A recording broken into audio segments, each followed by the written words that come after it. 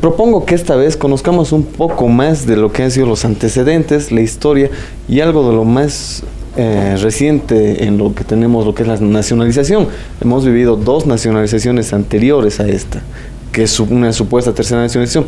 Para eso tenemos a la licenciada Marianela Montenegro, quien nos va a dar a conocer un poco más de lo que significan estos temas. Licenciada, muy buenas noches. Bueno, es importante mencionar a un investigador de gran nivel como es el coronel Edgar Gómez, y por supuesto con todo el enriquecimiento que hemos tenido de parte de él, poder compartir con la gente un poquito de lo que han sido las 2 nacionalizaciones anteriores en relación a lo que está pasando con el decreto 28701.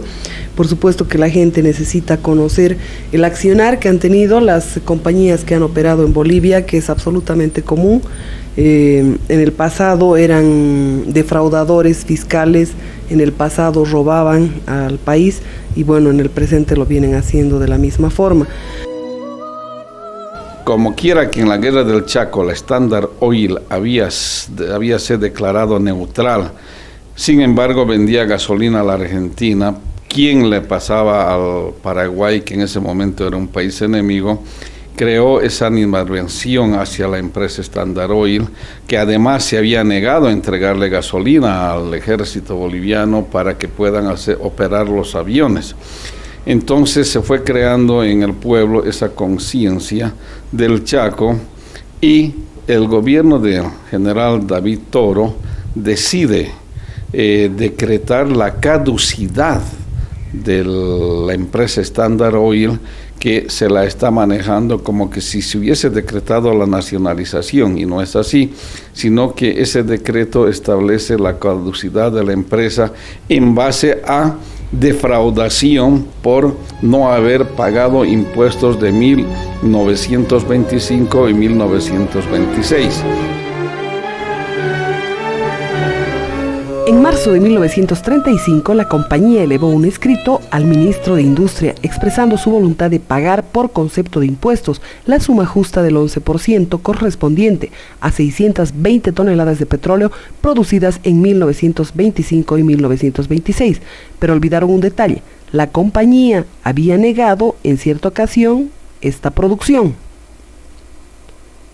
Es así que por defraudación, el presidente de la República, el 22 de octubre de ese mismo año, 1935, dictó una resolución suprema ordenando la organización de un proceso administrativo contra la Standard Oil, argumentando que habiendo el Supremo Gobierno comprobado que la compañía colocó un oleoducto para llevar petróleo boliviano a la banda del río Bermejo, con objeto de auxiliar la perforación de los pozos que una compañía argentina efectuaba en esta región, para exportar dicho petróleo, la Standard Oil Company no solicitó permiso especial del gobierno de Bolivia. Toro se anima a lanzar ese decreto. Previamente había convocado a un consejo de gabinete para hacer conocer la situación, que la hizo conocer José Muñoz Reyes, quien es el artífice, digamos de ese decreto que en su momento había lanzado el gobierno de Toro. Hay que hacer notar también que había el temor de que la Standard Oil podría recurrir a tribunales internacionales, y además había el temor de que el Paraguay podría iniciar alguna acción.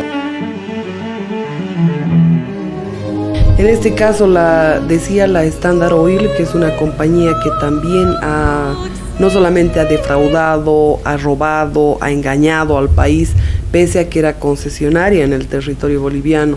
Es decir, ellos incluso han generado un conflicto bélico, han alentado un conflicto bélico entre Paraguay y Bolivia, donde más de 50.000 bolivianos han muerto.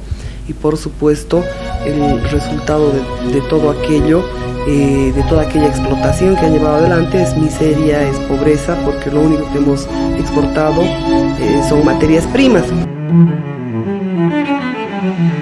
Es así que el presidente David Toro promulga el 13 de marzo de 1937 un decreto de caducidad.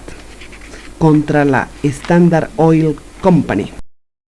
El lunes 15 de marzo del mismo año, el notario de fe pública se apersonó a las oficinas de la Standard Oil Company de Bolivia. El funcionario no daba crédito al escuchar la lectura del decreto de caducidad.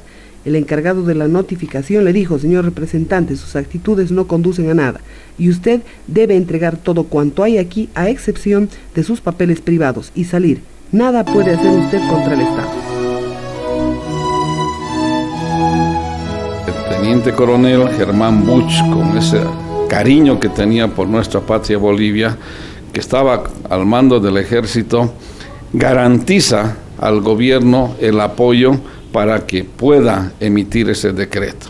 Y es así que en marzo de 1937 el gobierno de Toro decreta la caducidad de la Standard Oil, disponiendo que a partir de ese momento todos los bienes de la empresa Standard Oil pasaban al poder del Estado, que el ejército se hacía cargo.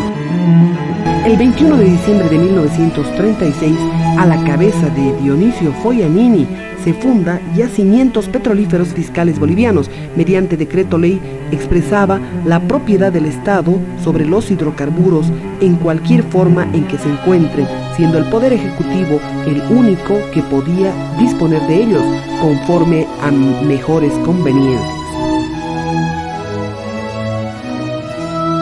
Se hace la creación de Yacimientos Petrolíferos Fiscales Bolivianos, que tiene la atribución exclusiva de la exploración, explotación, comercialización, distribución del petróleo.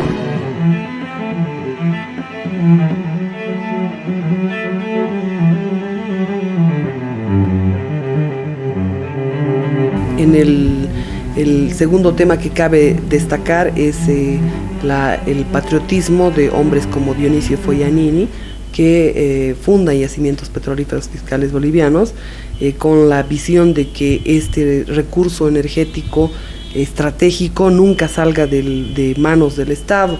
Y bueno, vamos a revisar también la segunda nacionalización, ya con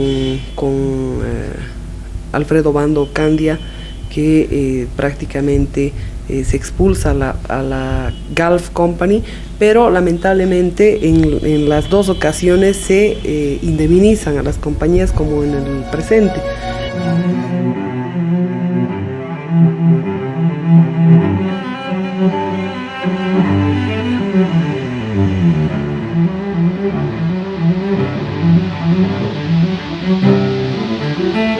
Durante el gobierno del general Alfredo Obando Candia, el 17 de octubre de 1969, se emite el decreto de nacionalización.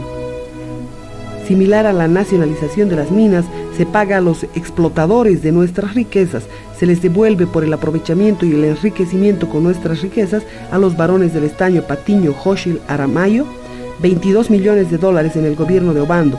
Se nacionaliza y también se paga a la Gulf Oil, con la cual la nacionalización se repite el error de tener que pagarles a los explotadores y se les defiende con el argumento de seguridad jurídica, consolidando su política depredadora de nuestras riquezas naturales, que es de todos los bolivianos. Respecto a la segunda nacionalización, que en realidad vendría a ser la primera, ¿no? El 17 de octubre de 1969, el gobierno del general Alfredo Obando Candia hace conocer, publica el decreto por el cual establece la nacionalización, que efectivamente es una nacionalización.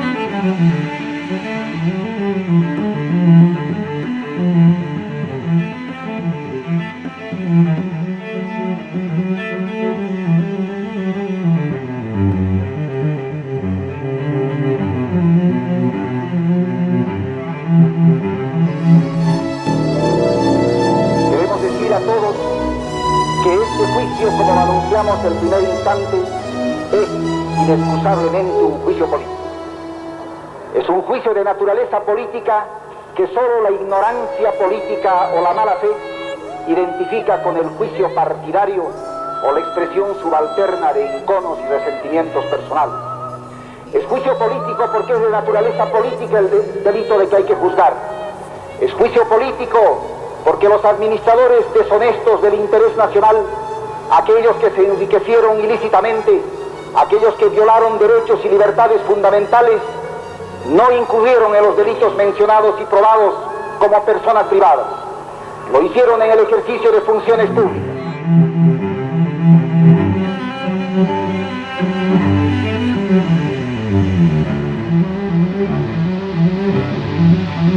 Evidentemente hay un sentimiento de soledad común a todos los personajes, una cierta angustia metafísica en varios de ellos, una incomunicación que acentúa ese aislamiento torturante en todos ellos. Podemos mencionar que incluso todo lo que se ha publicitado como indemnización a las transnacionales en la actualidad, ese monto de 8.000 millones de dólares manejaban, resulta siendo una suma ínfima al lado de lo que representan las reservas hidrocarburíferas que tiene el país.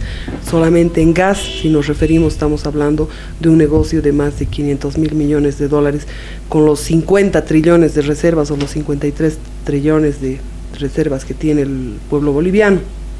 En todo caso, es bueno, Jimmy, que vayamos detallando paso por paso todo lo que ha significado este proceso, para no repetir la historia, porque venimos repitiendo la historia una y otra vez. Nos siguen robando cada vez más. Nos siguen robando y además no escarmentamos. Este es el tema, y yo creo que a la gente le va a gustar conocer un poquito más de nuestra historia y por supuesto también de lo que ha significado el tema de las dos nacionalizaciones anteriores y ahora este nuevo decreto. En realidad la primera con la Standard Oil era un decreto de caducidad donde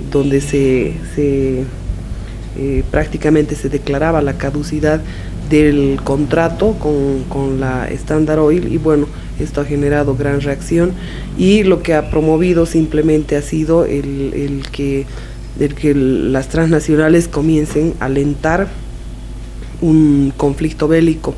Y el otro tema, en la actualidad, podemos ponerlo como analogía, el tema de que no se está generando un conflicto, si bien nos está generando un conflicto bélico, si bien nos está alentando, aunque de eso no podemos saber, pero sí se están alentando los procesos autonómicos, se ha alentado la aprobación de una ley como la ley 3065, se ha alentado el tema de las autonomías y probablemente incluso el de la constituyente. Es imprescindible para las transnacionales poner en rango constitucional todo lo que se ha hecho vía decreto. Vía decreto, no es decir, la Constitución no reconoce todo esto, no tiene la fuerza que tendría en rango constitucional. Por esta razón también existe el peligro de que esto haya sido provocado precisamente por las transnacionales para elevar a rango constitucional todo lo ilegal que se ha hecho durante el gobierno de Jaime Paz Zamora, de Hugo Banzer Suárez, de Gonzalo Sánchez de Lozada, y por supuesto todo el proceso de enajenación que ha tenido que vivir el país. Y peor aún, la parte más dolorosa que tenemos los bolivianos son los 72 contratos de riesgo compartido, entre comillas, y esos 72 contratos de riesgo compartido definitivamente concesionan por 40 años grandes extensiones territoriales, con las que podríamos decir que los bolivianos somos inquilinos en nuestra propia tierra. Durante el gobierno del presidente David Toro, mediante decreto, se resuelve declarar la caducidad de todas las propiedades de la Standard Oil Company of Bolivia dentro del territorio de la República por defraudación comprobada de los intereses fiscales. Todos los bienes de la compañía mencionada que se hallaren en territorio boliviano al tiempo de dictarse la presente resolución pasan a propiedad del Estado. Yacimientos Petrolíferos Fiscales Bolivianos se encarga del manejo de todos los bienes de la mencionada compañía.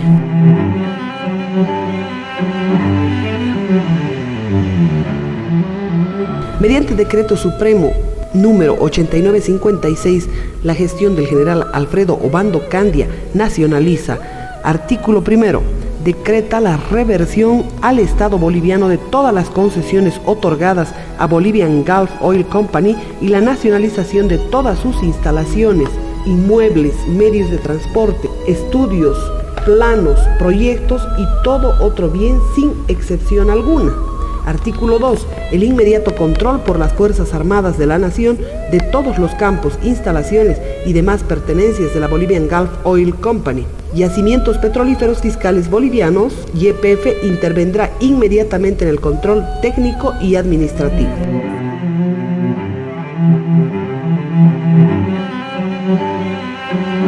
Mediante decreto 28701 del 1 de mayo de 2006 denominado Héroes del Chaco, Evo Morales cambia las reglas de juego de las empresas sin que esto pueda de ninguna manera llamarse nacionalización. Las empresas petroleras están obligadas, dice el decreto, a entregar en propiedad a yacimientos toda la producción. Se transfiere en propiedad a título gratuito las acciones de los ciudadanos bolivianos en las petroleras capitalizadas Chaco, Andina y Transredes. Se nacionalizan las acciones necesarias para que Yacimientos controle lo mínimo en 50% más 1 de las empresas Chaco, Andina, Transredes, Petrobras Bolivia Refinación, EBR, Compañía Logística de Hidrocarburos Bolivia, CLHB. Los campos cuya producción del año 2005 hayan sido superiores a los 100 millones de pies cúbicos día pagarán 18% de regalía, 32% de IDH y 32% a YPFB. Los campos cuya producción sea menor a los 100 millones de pies cúbicos día pagarán 18% de regalía y 32% de IDH,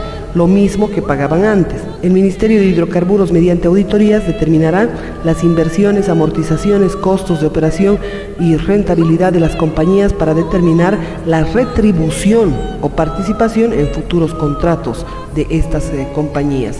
En realidad, acá no se puede hablar de nacionalización más que en el acápite donde se nacionalizan las acciones de los bolivianos de manera gratuita. Las empresas continúan operando en las mismas condiciones que estuvieron en el pasado, simplemente pasan toda su producción a yacimientos petrolíferos fiscales bolivianos.